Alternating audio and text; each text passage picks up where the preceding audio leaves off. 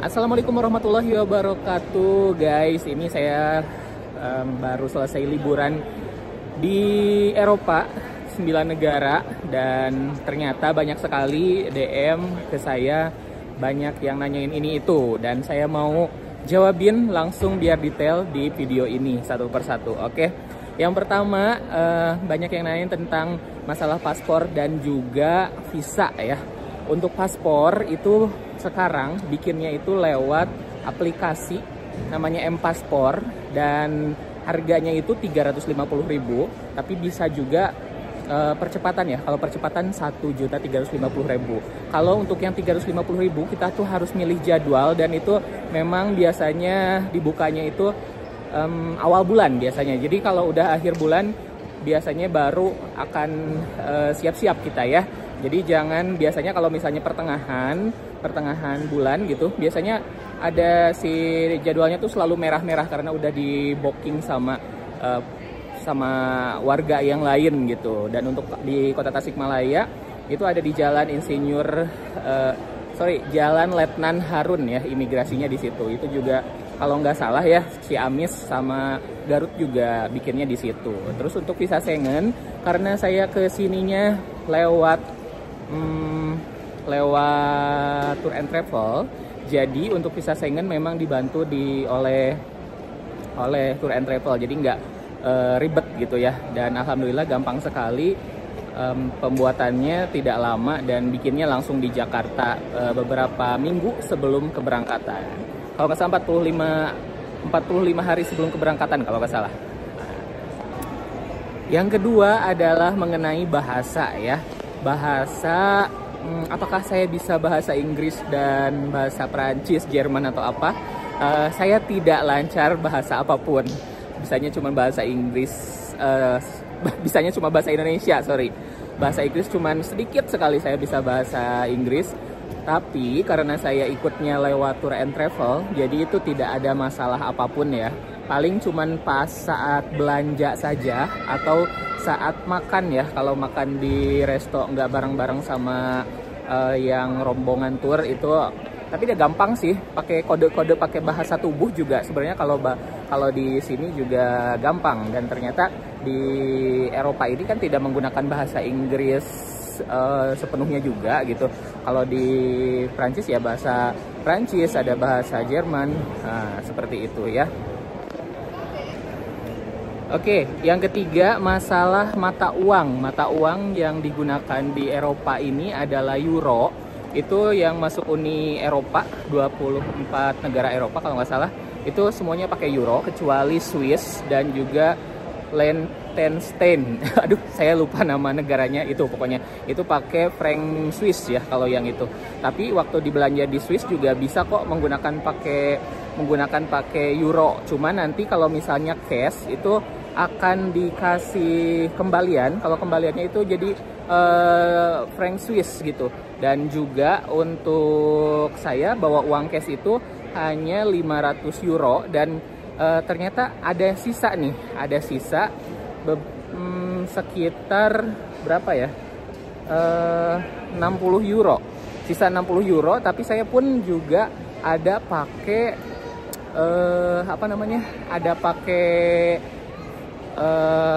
kartu. Kebetulan saya pakai kartu Genius, jadi pas di Indonesia itu saya pakai Genius dan dialihkan sebanyak 5 juta itu ke euro. Tapi juga itu nyisa juga banyak, nanti tinggal di Indonesia tinggal dirubah lagi ke rupiah ya. Nah situ, jadi saya bawanya cuma 500 euro gitu, dan itu masih nyisa sekitar 60 euro ya. Pertanyaan keempat adalah masalah kartu SIM ya. SIM cardnya apa gitu. Kalau saya sendiri kebetulan beberapa minggu yang lalu ada Ican. Teman-teman kalau ada yang tahu, Ican itu adalah kru saya dulu, mantan kru saya yang sekarang sudah bukan kru lagi. Dan itu dia baru pulang dari Lituania, kuliah di Lituania selama 1 semester. Ada program dari pemerintah namanya ISMA. Jadi waktu itu dia menggunakan kartu tersebut. Jadi saya akhirnya pinjem aja karena memang sudah tidak digunakan lagi si kartunya. Jadi saya pinjam kartunya dan diisi kuota. Kuotanya waktu itu saya isi 12 giga dan ternyata masih sisa sekitar 4 giga untuk 10 hari ya, untuk 10 hari. Karena kenapa banyak sisa? Karena di hotel itu full untuk ini ya, full untuk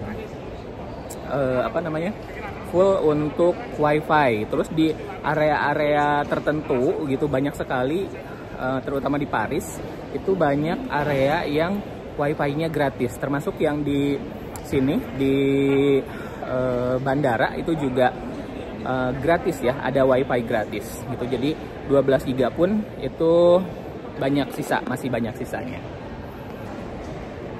Nah, kalau teman-teman yang mau ke Eropa, kalau nggak ada kartu, jadi gimana? Bisa roaming juga ya, bisa roaming sama bisa juga nanti sama tour leadernya atau dari tour and travelnya itu disediakan juga.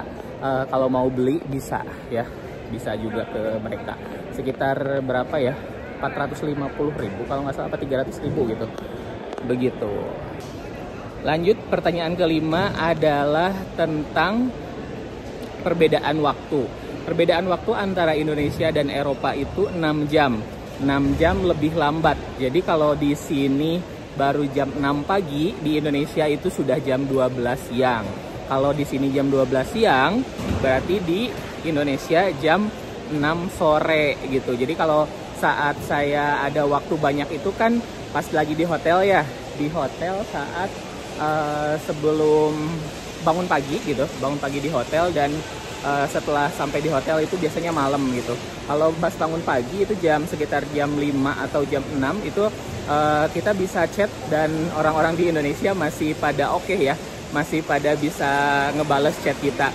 Tapi kalau misalnya kita baru pulang dari berwisata, terus kita sampai di hotel sekitar jam 8 atau jam 9 malam, sampai ke hotel mau chat ke teman-teman di Indonesia itu atau di keluarga di Indonesia itu agak mereka nggak balas gitu karena sudah malam, larut malam di sananya. Terus selanjutnya apakah waktu itu kena jet lag atau enggak? Sebenarnya bisa banget menyesuaikan diri ya, bisa banget menyesuaikan diri. Ternyata badannya nggak sampai repot banget gitu, dan aman-aman saja karena di pesawat juga kan ada sekitar perjalanan itu berapa ya, 16 jam mungkin ya, 16 jam itu transit dulu dari Jakarta ke Abu Dhabi, terus dari Abu Dhabinya itu ke Paris langsung. Itu istirahat full juga sih di pesawatnya. Oke, kita lanjut. Pertanyaan yang keenam adalah tentang memori HP. Memori HP, karena saya konten kreator, jadi perlu banget saat mau datang ke Eropa, sebelum berangkat itu memori HP bener-bener dikosongin. Ini ada 256, saya HP-nya 256 giga. Jadi masih banyak sih, cukup gitu. Tergantung kalau memori HP itu tergantung kita mau foto-fotonya atau videonya banyak atau enggak gitu. Tapi sebaiknya kalau menurut saya sih dikosongkan. Saya sebenarnya membawa juga flash disk yang 64 giga gitu supaya cadangan, takutnya memori tetap penuh. Ternyata enggak kepake karena si memori saya ini 256, jadi nggak terpakai si flash disknya. Nah, begitu. Terus di sini juga jangan lupa bawa power bank ya. Power bank itu sangat diperlukan, minimalnya 10.000 mAh ya. 10.000 mAh minimal gitu. Kalau ada yang 20.000 itu maksimal ya, nggak boleh lebih dari 20.000 mAh gitu. Terus di bus sepanjang perjalanan saya ini juga ada colokannya tapi USB ya. Jangan lupa kalau misalnya iPhone-nya sudah bukan USB, colokannya harus punya adapter buat jadi ini ya, buat USB-nya begitu.